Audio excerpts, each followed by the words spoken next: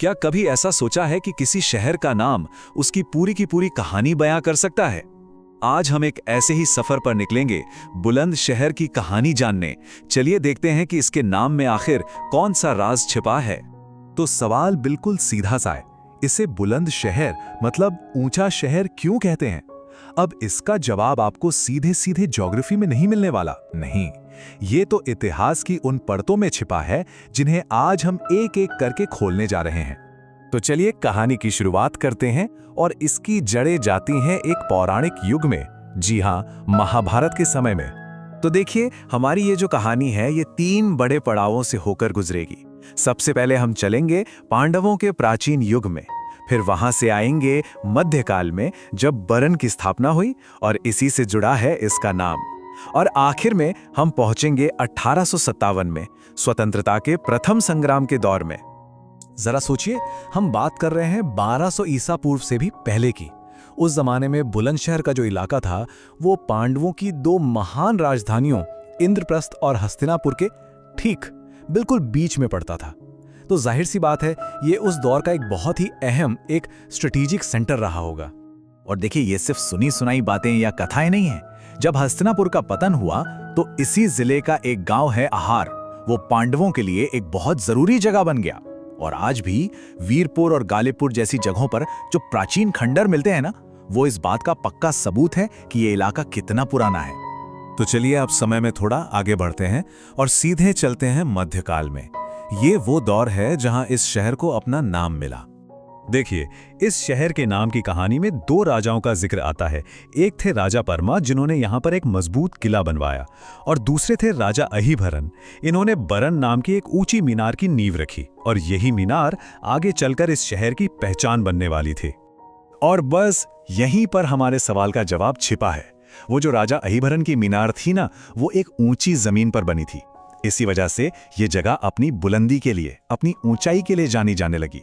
और फिर समय के साथ फारसी में इसी बुलंद जगह को बुलंद शहर कहा जाने लगा, मतलब ऊंचा शहर। तो इसका नाम असल में इसकी जियोग्राफिकल हाइट से ही जुड़ा है। चलिए अब कहानी में एक और छलांग लगाते हैं और पहुंचते हैं उस दौर में जब यह जिला देश के इतिहास के एक बहुत बड़े, एक निर्णायक मोड़ का गवाह बना, 1857।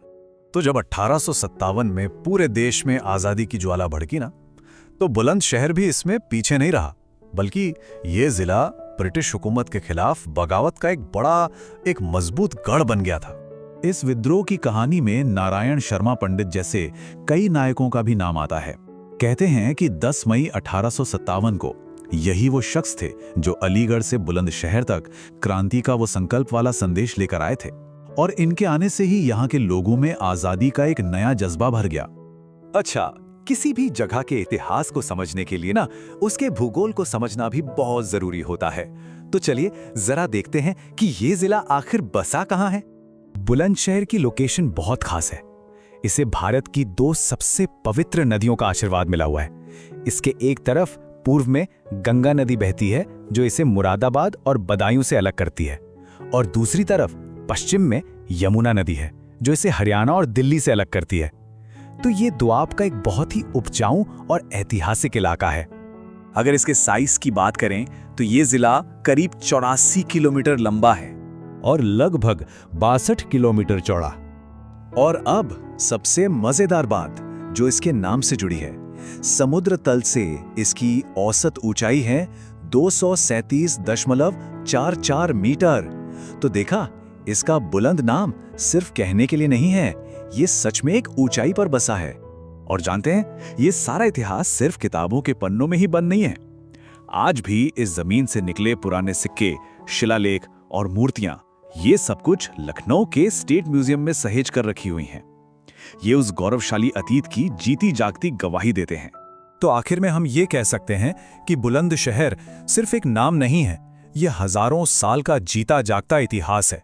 एक ऐसी विरासत जो आज भी उन खंडहरों की खामोशी में और म्यूजियम की गैलरियों में सांस ले रही है, और हमें ये याद दिलाती है कि हर नाम के पीछे एक बहुत लंबी कहानी छिपी होती है।